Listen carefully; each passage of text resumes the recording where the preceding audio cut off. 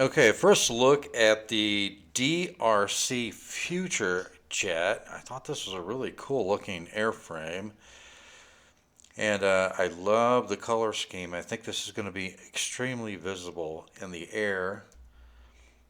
I just want to show you some images here that I've taken of it to show you what a nice airframe this is. I think it looks really, really cool. It's got two pusher motors on it.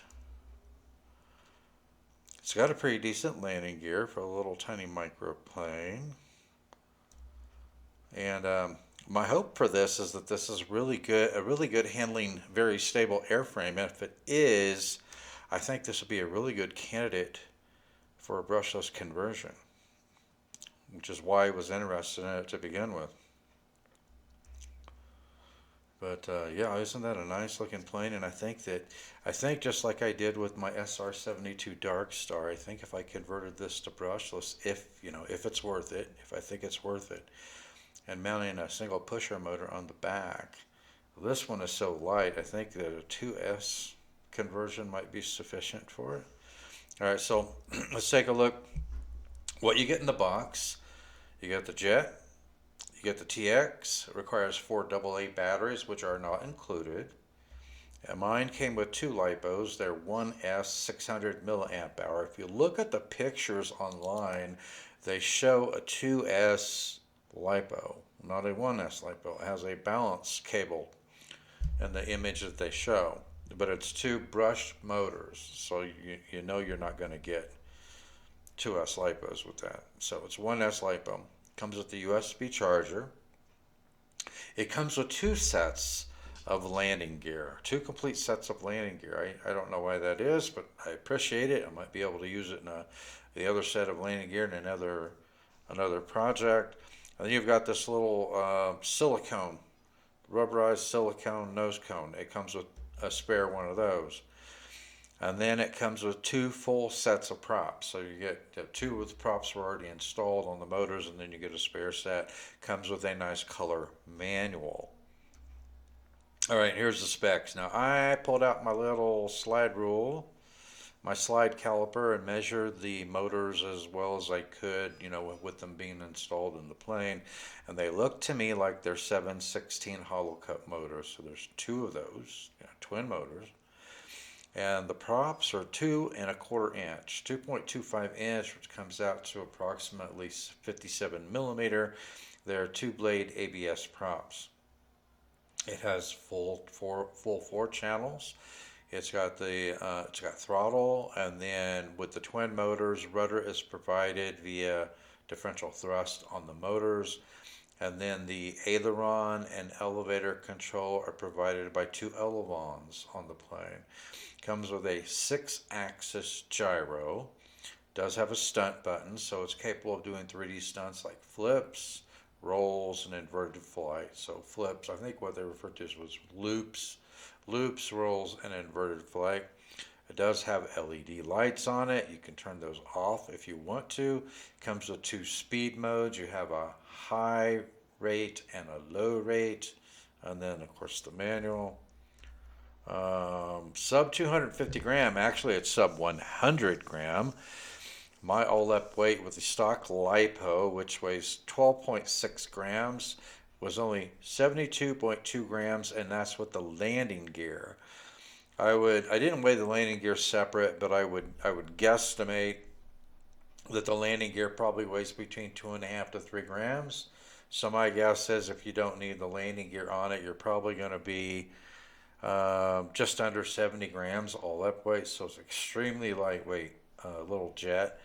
Has a wingspan of 330 millimeters, which comes out to 13 inches. It has a length of 375 millimeters, which comes out to 14.8 inches. With the landing gear installed, it has a height of 108 millimeters or 4.3 inches. The height of the aircraft without the landing gear installed, 72 millimeters or 2.8 inches, and it is made out of EPP foam which is the most durable foam I've come across yet with these planes.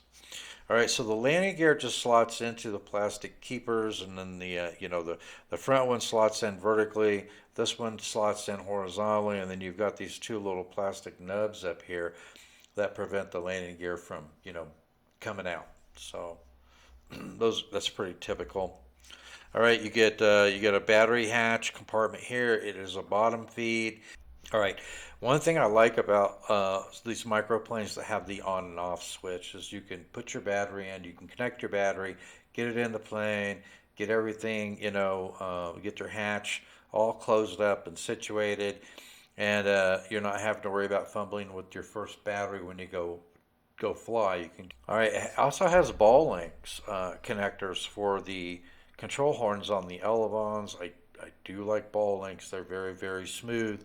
The control rod is threaded as well as the ball link. So if you need to make any mechanical adjustment to the linkage or trim it out mechanically, you can do that. I do prefer these threaded connectors and linkage rods rather than those little trim loops that are on some of the microplanes. It's always difficult for me to get that just right, bending that trim loop in or out. So I do like having it threaded connectors on the ends of those. All right, and here's the transmitter. Transmitter is mode 2, so the throttle and the rudder on the left-hand stick. The aileron and the elevator are on the right-hand stick. Your power button is in the center there, and then you have your power and bind indicator light. So you put your throttle all the way down when you power on your plane first, then power on your transmitter, and you're going to get a red flashing light here on this indicator light. And then to bind to the aircraft, you're going to move your throttle stick all the way up and then pull it all the way back down. You'll hear a beep. You should get a solid red light, and then at that time you'll be bound up to the aircraft. So everything should be working at that point. It has an altitude hold button. Now in the manual it recommends that if you're going to use this, you have a minimum altitude of 15 meters, which is 50 feet.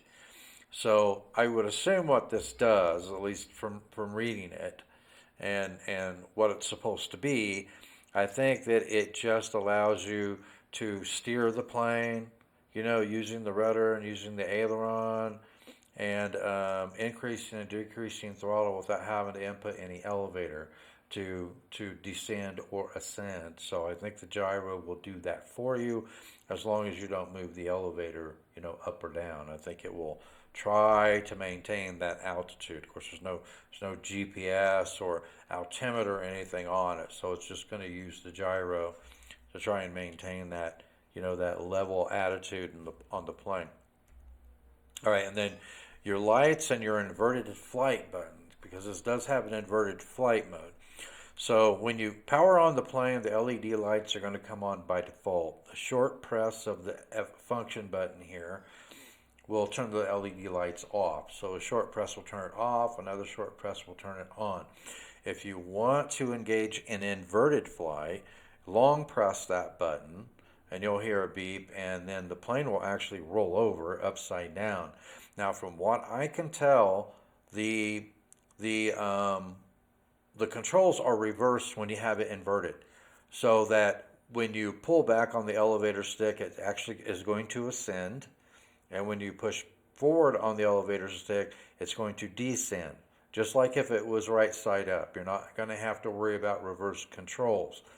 I'll test that, but that's what it looks like to me. So if you want it to roll to the left or turn to the left, you input left aileron, and right turn, right aileron. So it shouldn't make any difference whether it's right side up or inverted. I think the controls are going to mirror each other, okay? At least that's the way it looks to me, but we will test that out. All right, and then you have your high and low rate button on the top left-hand corner of the transmitter. It goes into low rate by default. You can switch it into high rate. Low rate will have a single beep, and when you press it again to go into high rate, you'll hear two beeps. So the single beep lets you know it's in low rate, and the double beep lets you know it's in high rate. and then you have your stunt button here. So you press the stunt button and then pull back on the elevator stick. It should do a loop. Now, one thing I need to test, I'm not sure if it will do it or not, but I wonder if it will do an outside loop. So if you press the button and you push the elevator stick forward, will it do an outside loop? We'll have to test that out. You want to do a left roll, you push the button and then input left, just push the stick to the left. It should initiate a left roll. Same thing for the right, push it to the right, nudge it to the right, and it should perform a right roll. There's another feature on here, and I've had one other plane that did this, because you'll notice there's no trim buttons on the transmitter. So while if the plane is ascending and you need to trim it out so that you're taking some elevator out of it, what it tells you to do is to hold down the rate button here on the top left hand. And while holding it down, you push your stick so that it's in level flight. You know, whether you need to push the stick down, pull the stick up, whether you need to bank it to the left a little bit or bank it to the right. Once you get it in level flight, then release that rate button and then center your stick, and it should input the trim for your elevator and your aileron if you need to do that. I would think it would do the same thing with the rudder. You know, if you need to adjust the yaw, input a little rudder while you're holding that button down. Once you get it flying nice and straight, release that button and it should input the trim for the yaw. So anyway, that's the way it states it in the manual. All these things will have to be tested out though to make sure that's the way it indeed functions. Stay tuned for the test flights. Thanks for watching. I'll see you next time in the Tinkerz Lab.